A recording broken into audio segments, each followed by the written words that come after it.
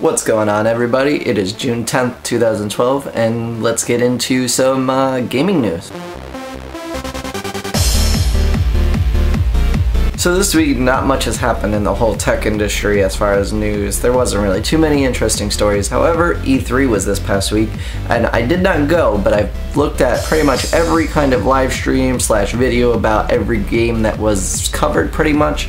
And I have my top 3 list of this year and the upcoming year of games that I'm going to be getting. So there wasn't so many games that stood out to me that I've read and watched and just watched the overall live experiences of it. There was 3 that pretty much took the top tier for me. So coming in 3rd place is Halo 4.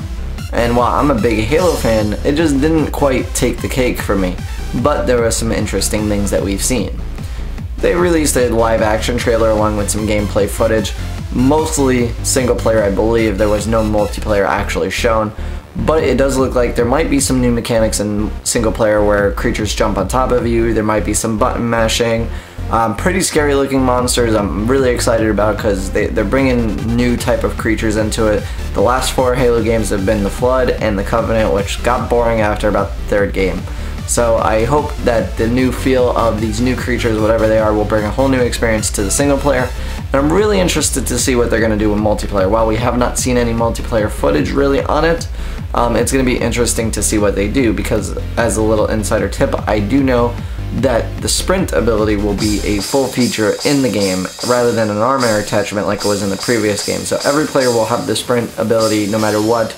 And it's going to be interesting to see how Halo is affected by that, because Halo was normally a slow-paced game and it was about establishing ground in multiplayer, about communicating with your team and taking points in the map slow, not so much rushing around, sprinting around, trying to get wherever you need to be. It was more about setting up. And I know this because I played Halo through Halo 1, Halo 2, Halo 3, Halo Reach, and I played on the MLG circuit a while ago back in Halo 2 days.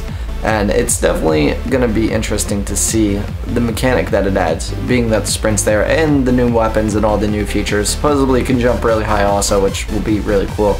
And I'm really excited for this game, but it's only 3rd place. Let's move on to 2nd. So 2nd place is actually Borderlands 2. Now, you might be saying, well, Borderlands, that isn't anywhere close to Halo 4. Well, yeah, you're right. It's not essentially a bigger selling game.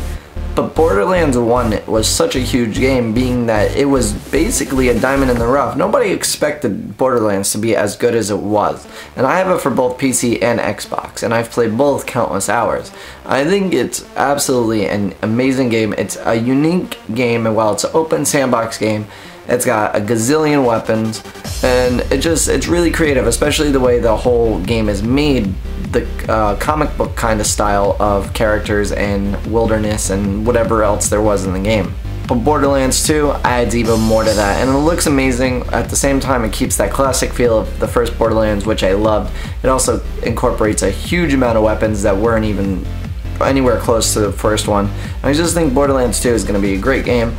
The release date I'm unsure of at this moment, but I can't wait. I'm gonna get it midnight release. I think it's gonna be a fantastic game, and that takes number 2. So the real question is, which was number 1? So which game takes first place in the 2012 E3 show-off? Well, a game by the name of Watch Dogs. Not a sequel, not a remake, an original game. Why does it take it? Simply because of that fact. That is an original game, and so many games nowadays are just remakes, sequels, whatever. Nothing out there is really original anymore. A lot of it's just remakes, and all of a sudden out comes Watch Dogs, which was probably a game that nobody thought would be as cool or as amazing as it was at E3, but it turns out to be probably the best game that will be out this year that is original. So Watch Dogs is essentially The Matrix mixed with Grand Theft Auto, and while it looks amazing, there's a bunch of bullet time effects where you can slow down time, shoot stuff, you can hack streetlights, you can hack cell phone towers and make the signal drop around you. It's a really cool concept. I can't wait to see more about this game. I'm really excited for it. And I think because of the originality and the fact that it's just so unique in general, because not many games have ever touched on this. As a matter of fact, I can't think of any that allow you to like have a whole open world and allow you to hack stuff change the environment pretty much. I mean, essentially it's like modern age Minecraft where you can pretty much do whatever you want. Well, at least that's what it seems like.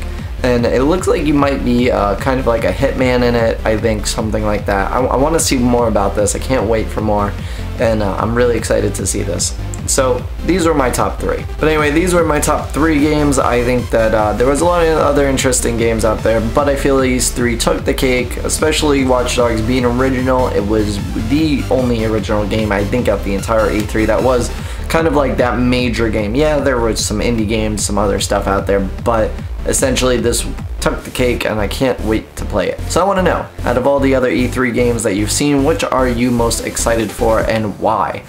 Watch Dogs is my favorite because of just the fact that it's an original game. I like original games. I can't wait to play it. So that's the end of the video, guys, today. Thanks for checking it out. If you enjoyed it, please leave a like, share it with your friends if you really want, and if you are new, subscribe up above right over here, and you will get all my videos into your YouTube username subscription box if it works. You know, that's only about 15% of the time, but if it works. And that is about it. I will see you guys next week.